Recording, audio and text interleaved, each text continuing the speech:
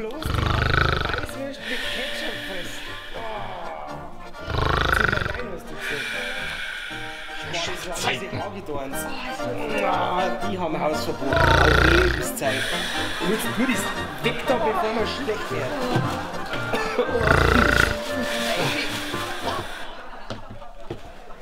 Was tust denn du? Das gibt's ja nicht. Die ganze Zeit schlafst du dir vom Fisskamm schaltet am Fernseher aus, bist wach. Ich hab doch gar nicht geschlafen. Nein, mir nicht. Gehst du ins Bett? Ja, ich geh ins Schlafzimmer. Bei da herunten verstehe ich ja kein Wort mehr.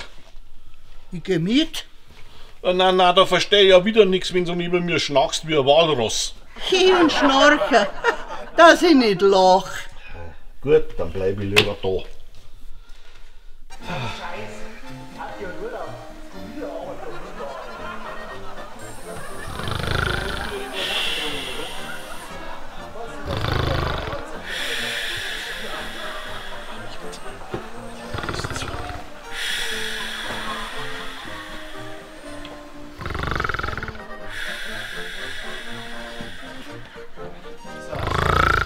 Jetzt mal alleine. Die Kinder bei deiner Schwester. Jetzt geht der ohne mich ins Bett.